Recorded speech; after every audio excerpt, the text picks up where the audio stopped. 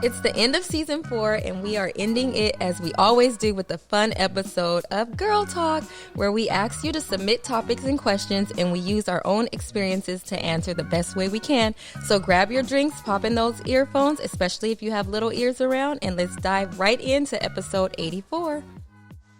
Welcome to Mamas and Mimosas. I'm your girl, Roni. I'm Marianne. And welcome to episode 84. Let me look you in the eye. She says I never look her in the eyes. But you know what it means. Okay. This is like a super fun episode. We are getting close to ending our season, but we'll be back with better and bigger things. Can you believe it's the end of the season? I know, we made it, guys. We made it. And if you listen to us in the past, you know we like to open up a little more on our end of the season episodes, and we allow you guys to ask us questions, and nothing is off limits, and you guys do a very great job of making sure that nothing is off limits. And it's uncensored. Uncensored. So we had a few questions, so we're going to be asking some of your questions, answering some of your questions. So one of our questions was... One of your questions. Yes, your questions. Rules and boundaries with young adults still at home. Well, you have a young adult. That was the question. So, like, when they said young adult, like, is that a specific age that you consider your young adult? Because my 10-year-old is definitely not a young adult, right? Even though he like acted Devin, one. Maybe like senior or college. I don't know. So they're old enough to have a job. Yeah, old enough to have a job. With that, I kind of just, luckily, me and my oldest son's relationship is very good. We communicate a lot. I feel like I am very blessed that I have a really good kid. He is in all honors classes. He maintains a 4.0 grade point average. He's not... he doesn't talk back. I'm very blessed. Like he's a pretty good kid. Relationships? Can he bring girls home? Going out to parties? So going into that, because with that being said, is he loves to also like do things. Like he loves to go. He loves his friends. He has a job. So I'm learning, like, the older they get, you cannot. I mean, you can confine them, but you got to let them, like, you got to loosen the string a little bit. Because as much as I would want to say, like, no to everything, I need to let him transition into being a young adult. And with that comes with responsibilities, and also allowing him to figure some things out on his own. Because when he gets out in the real world, I'm not going to be there to hold his hand. So I need him also to figure out how to navigate those conflicts within himself, but also maintain keeping him safe. So we just have a really big understanding about the things that he wants to do. Like he knows, and this goes for any of my kids, they know, like, if he wants to go somewhere, like, he's not allowed to go with people or like people's house that I don't know the parents. Like usually everything that he does, it involves something where I know the kids, I met them, I met their parents. Just kind of just for both of us. Like I want to know, you know, whose house you're going to. Like, are you going to a meth lab? Like, are these parents like, you know, like I just want to know the surroundings that he's in. So we have communication for one. Recently, now that he's older, he likes to go to concerts, which was always like deathly afraid of letting him go to concerts. So he recently went to his first concert, and with that is one of the rules. Friends? It was friends, but the rule was like, I took them to the concert and I picked them up. Oh my God, Roni, like, you are that mom. But I didn't stay. Now, there's moms who would have stayed at the concert and got them a ticket and been in the back. So I allowed him to go to that concert, but those were the rules, that I took him and all his friends to the concert and then I picked them up. He communicated with me, you know, on like when it was almost over, like all that stuff, just communication, which I think is basically the answer to it. Like, I feel like you just have to communicate and set those boundaries and let your child know what's acceptable and what's not, like what you'll tolerate and what you won't. Like, don't be out in the streets. Like, you think that I'm not going to find out, but I will find out. I will find out. Do you think that you're going to be like a helicopter mom and like you're gonna be at the concert. I think you're gonna be at the concert with Landon. You're gonna get a ticket. What kind of concert it is? If I want to be Marianne's at the concert, I will be at the concert. Now Devin has went on a date to the movies, but he was and you 15. drove them? No, I went to the movie. I went to another movie while he was at the movie. So it was kind of, my husband was like, do you know if you weren't in the same movie with him in the dark movie theater, you might as well have stayed home, because just you going to the movies and going to another movie didn't do anything. If he was going to do something, he did it because he knew you were in the other movie. Yeah. But I'm like, no, because he knew I was there. So he didn't know if I was going to come sneak in that movie and peep in there and see what was going on. So I feel like you just... I don't know how I'll be. We'll have to see.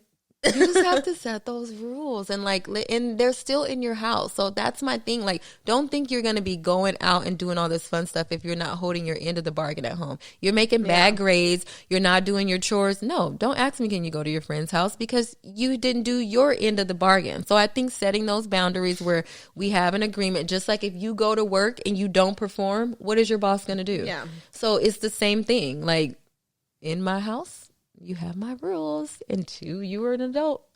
So that's my take on what I feel about that. Another question is, here, let me skip this one. Do you think parents are bullshitting when they say they don't have favorites? Who asked this question?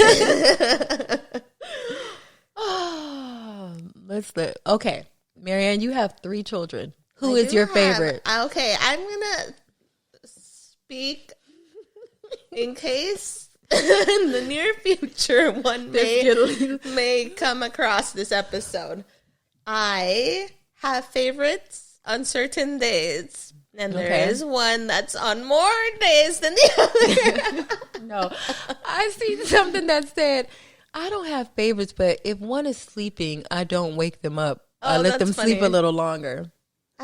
I do. I'm being completely honest, I do, but I think... So you have favorites? Most of the time, yeah. No. But it's only because I think it's a phase. Like, I think eventually it's going to flip as they get older, because right now, Landon and I are the exact same person, and he's like my little attitude that came from me. So do you feel like... bump heads the most. And then I think as Levi gets older, he's going to not be so favored anymore. Yeah. But then Avery will eventually be my BFF, so... You think so? We try to warn you about those little girls. We'll see. So this is kind of like crazy, because I always say, like, because everyone's like, bullshit, everyone has a favorite. But I genuinely feel like I do not have favorites, because I feel like if anything was to happen to any one of my children, I would feel exactly the same. Like, of course. I mean, if Landon's about to die, I'm gonna go stand in front of the bullet for him. No, but like, I feel like when you say favorites, like we gotta be like brutally honest. Like, if one goes to the store with you and the other one doesn't, like, are you gonna buy one a toy and then later on the other one? Nope, everyone's equal. Like, no, like literally, like I make my kids. I'm crazy. I make, like, Valentine's Day just came. I made them all baskets, even my older son. Like, I put different things in them because of their age, but they all got one. We just took this trip for spring break. We came to California, and I made all of them like snacks for the plane, like their own little thing, like even my oldest. So I feel like I do what I do for one, I do for the other. Like, cause if I'm out and I'm like, I see a shirt for like Harley, then I'm like, I need to get Peyton a shirt. Like, so I'll get him a shirt, like literally. And then I'm like, oh, I didn't do anything for Devin. So then I feel like, let me do something for Devin. But I do understand. I don't think it's favorites. I just feel like at the time I may relate with one more than the other. Doesn't necessarily mean it's a favorite. Like my oldest, he's older, so we can talk about different things that I can't talk about with my little one. And then everyone in the house calls me and him best friend. They're like, oh, here come the best friends. But that's because like we relate on different things, but it doesn't necessarily mean that he's my favorite. And because he's my oldest, everyone just thinks that. But I feel like all of my kids are my favorite. Do they each individually Same. do they each individually get on my nerves at different times? Absolutely. But I genuinely feel like I have no favorites. But if you, like I said, some people think it's my oldest son. Some people think it's my middle. Some people think it's my daughter. So I'm like, well, the fact that each one of them. Know your daughter is not your favorite. The fact that's my absolute favorite because she's a splitting image of me and what I would want to be. Like, she's like, she don't mess around. So I'm like, that girl is a badass. She's like, I don't take nothing. Like, I feel like she's like what I would want to be. That's what that little girl is. Yep, she is that little girl. So that's what I'm saying. Like, the fact that everyone in the house thinks it's a person different, like they say it's my daughter, they say it's my middle son, they say it's my oldest son. That means that I don't have favorites because they can't guess who it is because it's not a favorite. Okay. Oh, yeah. No. Okay, so we got a few questions that are very similar, but I'll read them out loud just so they know they got heard. Thoughts on being vulnerable with your partner in the bedroom. Ooh. Intimacy with having small children. Spicing things up in the bedroom with a multi-kid household and kids that crawl into your bed. And how to keep the fire lit when kids take so much of our time together and separately with school functions and sports. You mamas are some little hot mamas. Hot mamas and mimosa. Ooh. Okay, so where do you want to start with that? So, intimacy with having small children. Perfect for you, Marianne. Multi-kids. This is a perfect question for someone who just had a baby. So I for sure do not get down with the kids in the room. Yeah, well, I've heard moms do. Oh yeah, no, especially little babies in the crib.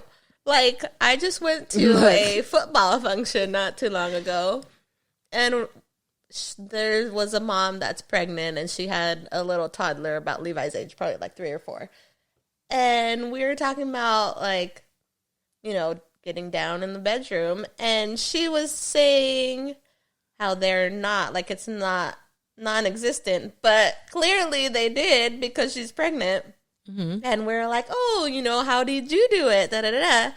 And she's like, so and so was like laying on the opposite side of the bed. Ooh. And we were like, no. Different strokes for different folks because no. And oh my goodness. So yeah, I would not. I mean, definitely if they're not in the same bed, and for sure, like, even if Avery's in a bassinet, like in the corner of our room, I'm not. But then I guess like that's to each his own because she did it like so maybe, but that's everybody's different. Like maybe they're just quiet and stiff and not shaking the bed and like because how did that child not wake up? Or I would have been. Oh my god! I've had experiences where like the kids walked in on, and even that is. But you like kind of freeze and act like you're sleepy. Or like say you're on top and you're like, fuck, and just drop your body flat. Play dead. What's going on in here? But that's worse if they walk over and move that cover. Then what's happening? No, or if you don't have the cover up. I think Landon was little still. He came in and we were like... Over. We just acted like we were sleeping until he fell back asleep, and I'm like, okay, we're putting our clothes on. Definitely not finishing this session.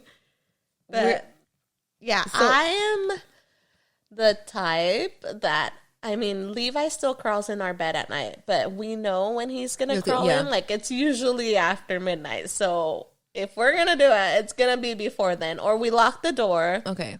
So then it either gets interrupted if he's like knocking on the door. Do you feel like, okay, because I know some people are like, because it gets tricky when you have kids because you have to kind of outsmart them. You still got to make sure you get in time for things.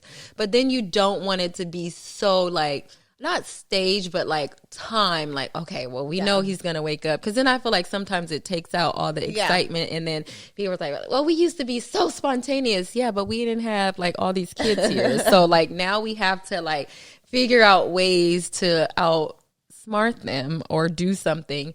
So you making a time for it because you know when he's about to walk in. So you're like, okay, it's 11 o'clock. You know this boy's gonna come walking in at 12:30. You got an hour.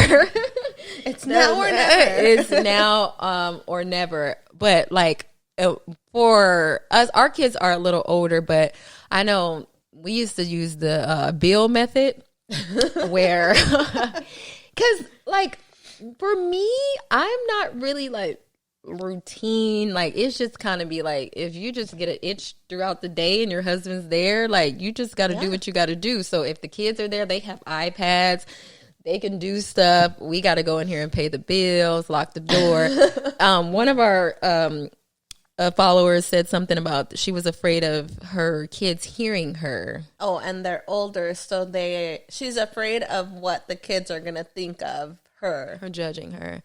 But I mean, what kind of noises? but you know what, too? I feel like I know you don't want to be in there like yelling out all this stuff and being all crazy, but I mean, like turning up the TV or something like that. But I'm big on allowing, not taking it that far where your kids are seeing this, but allowing your children. I feel like kids should see you being vulnerable with your husband, not certain things are off limit, but no, absolutely not. But as far as like hand holding or kissing, like they need to see all that. So they're not crazy, even though they're older. They know how they got here, especially the older ones. Like they know that mom and dad are getting it cracking. So you just gotta there's ways around it, girl. Go in that room, pay the bills, turn up the TV, the shower is also another way to close them off. Like you have a room door. Well, for us, we have a bathroom in our room. So close that door, go in the bathroom, close that door, shower the water. You can't. We don't have a door in our bathroom. You have a door in your room? Yeah. So exactly. You can lock that. Shower times are usually done like while the kids are at school and the baby's sleeping. That's how as long as you're making it work. But if they're there, what if they're there and how are you going to do that? You lock the door. Yes, you lock the door and you turn up the TV. Have headphones and turn up the TV. Ladies, there's no excuses. Like I always say, there's going to be a time where those little kids leave you and you're going to be left with your partner, and you have to make sure that you get in those moments for you guys, because you have to enjoy each other outside of the kids also. And if we constantly get in the habit of neglecting our partners because we're making excuses and like, oh no, the kids are home, like before you know it, like it could get bad and you're like, dang, we ain't did anything in a year. Team days, like and then what, and then it's hard to get out of that. So you need to always find ways of keeping it exciting. And y'all don't even want to know. I can't even tell you guys. What do we want to know, Roni? What do we want to know? Roni is a different creature. I done been in the back of a U-Haul with my husband. I have been. It's bad. On moving day to Tennessee?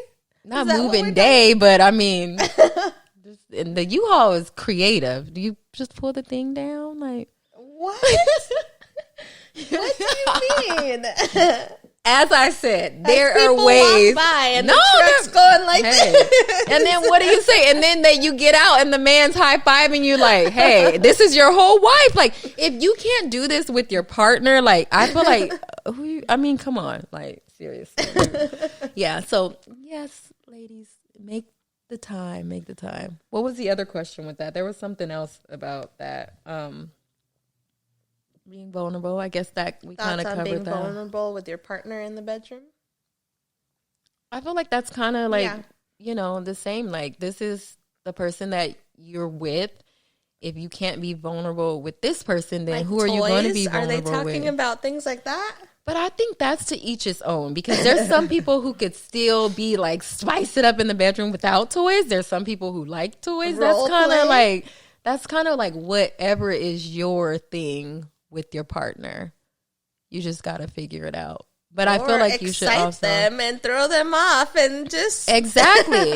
I always say like everyone's like, oh, foreplay is big, but I feel like foreplay starts before the actual foreplay starts. Like send a text while they're at work, like when you get home, like you gotta build it up. before it starts. Like what? Give us your examples, Roni. Like, what time are you going to be home today? I can't wait till you get home. I'll be ready for you. Like, you just gotta, I'm waiting for you. Look so good when you left for work. Can't wait till you get home. But wink, what wink. if, say, because we have multiple kids and all these functions going on and you're still taking time for yourself, when and how do you keep the fire lit? Excuses. That's all excuses. It's you make time for what you want to make time for. That is the truth. Everything you do in life, you make time. We're always gonna be tired. We could sleep for 8 hours and wake up and still be tired. Excuses. We're always gonna be tired, but you don't get that time back. That's the thing. That's true. You don't get that time back, and for me, I feel like that keeps a connection with my husband. Like I feel connected. Like, so if there's time that I recently seen something where someone was like, they have one person said they have a 24-hour rule and the other person said they have a 48-hour rule, where if they go, because let's be honest, you do get tired. Like, it's not without it for 24 hours. How it goes is like, if we're being honest, we are tired. We're doing stuff throughout the day. Like, sometimes you fall asleep, you don't get it done. Like, I'm not sitting here and saying that something gets cracking every day. Like, let me put that disclaimer. We're not all Ronin. However, they have a rule that, let's say that nothing happened, like you went to sleep, it's been 24 hours. They have a rule with their partner that if nothing happened in that 24 hours, you basically got 24 hours to respond. So the next day, like, somebody else has to, whoever like slacked, the other person like, okay, it's been 24 hours. And then the 48 hours. Yeah, fuck, I'll just do it because I have to. Because it's been 48 hours. So that, I saw that, I'm like, the 24 and 48 hour rule, that you can't go past that time without doing something with your partner. But to each his own, to each hormones, to each life things. But give your man some loving, man. Just give what it. If it's? I know some girls who their man doesn't want to touch them. It's the girls that are all over. Yeah, what? I know. It sounds unheard of. It happens. Sometimes it could be the man. Better slip some Viagra in his freaking coffee or something. It's very rare, but I do know people where they're like begging their man to like love them, and like they're tired. They're like, I'm tired, which sounds insane, but hey, I guess it's some guys out there who, I guess. Was there another sexy question? I think those were all together. Thoughts on, yeah. Okay, next question. Drop your pants for your man, ladies. Why don't kids understand boundaries when it comes to being brutally honest? Because they're rude and they want to hurt our feelings. I think kids just know, they're taught to be honest. Yeah. Like, they're told, don't lie or they'll get in trouble. So now you're teaching them to filter what they're saying, but I think they just don't know. It has to happen though, because those are the teachable moments. Like you're not going to be able to teach them if they don't do it. And sometimes it's good for them to do it. You make something and they're like, this was absolutely gross. You need to teach them when it's appropriate to be filtered and appropriate to be honest. But then what about the jobs where you have to always be like that? Like, should we always like tell them not to and censor them? And like, well, like, I feel like lawyers have to be brutally honest and they have to be in your face. So what if you're stopping your little lawyer? Like, just let him tell that. You're teaching them, like, okay, this is an appropriate time and this isn't. Like, at home, you can tell me my food tastes like shit, but at a restaurant, you don't tell the chef walking by, like, ew, this tastes like Yes, poop. You do. There's people who are like, can I see the chef? This was they're food critics. Oh my what about God. the food critics? So like embarrassed. The food critics. So there's sometimes I saw a little video where this little boy got off the school bus and his mom had made him a sandwich for school, and he got off the bus immediately and was like, horrible sandwich, by the way, horrible. His mom was like, well, damn. But okay, let me tell you an example. Like, Levi has no filter. We have a relative who's fairly like on the heavier side, and he had came over and to come hang out with us, and he's like, Uncle so-and-so, why are you so fat? Oh shit! Like straight up, and this person is already like insecure about their weight. Like they're hermits. Like they don't even like go the out. Fact that they came out to come visit us. Oh no, and your son. Yeah, it's like that. So it's like, dude, shut your mouth. So I don't know, like. But adults do it too, because you have those people. Have you ever had, like, for instance, like women who are like a certain age and then they don't have kids? Like maybe they can't get pregnant or something, and people are like, well, why don't you have kids? It's like, you know, so I feel like even though we want to teach them the boundaries, it's still some adults to this day who don't have boundaries. Doesn't make it right, but kids are just brutally honest. Okay. Where are we? 8. Ooh, Mary Ann. How are you adjusting being a mother of 3? And do you feel a difference yet with a little girl after being a boy mom for so long? I'm still adjusting. It's been 3 months since I've had her. Okay. The first month and a half, maybe, were the hardest of my life. No, I know. And your husband was back at work? And my husband went back to work. Yeah. The day the 2 boys went on winter break. He set you up. So I was definitely drowning and rethinking our plans of why we did that. Oh, it happened. But yeah, now it's gotten easier. Now she's like on a little time schedule rhythm, and I'm still adjusting though, but it's nice. I mean, I feel like with her, she has completed our family. Okay. And I can see the difference with having a girl versus the boys. Like, now I get to Did you actually feel a difference too? Like when you saw your baby girl, was it a different feeling from when you saw your baby boys? Oh, good question. No, I just was like in awe. And okay, my birth experience with this one was way different with the boys. Like it was quick. It was quick. She was gonna come out in the car. I didn't have time to put IVs in. I definitely didn't have time for an epidural. Whereas the boys, had the epidural, so I felt everything. But it was just still the same, like. Oh my God, that baby. Just came out of me, and it was like surreal, yeah. But the girl versus the boys, like, it's so cute that now I'm all about like dressing her up. Stay out of that girl Target section, Marianne. Bows, yeah. The girls' clothes versus the boys' clothes is not even fair how they do that. And like, I'll just look at her and I'm like, oh my God, one day we're gonna be BFFs and I'm gonna borrow your stuff. Yep. And one day we're gonna clash, like Jeannie and Georgia. Oh my God, Jeannie and Georgia. Oh, Jeannie. That's another episode, right? Oh, good. But yeah, and we have one more question: who do you serve their plate first, your kids or husband? I've heard this question a lot. I serve the kids first because they're always starving and cannot wait. And my husband can serve himself. You, Marianne, you don't serve your husband? I don't. Because then he's like, I didn't want that, or I wanted more picky. Of this, and da-da-da-da. Like, so I made the food, you serve it. Yourself, however much you want me to tell her to bring you a plate.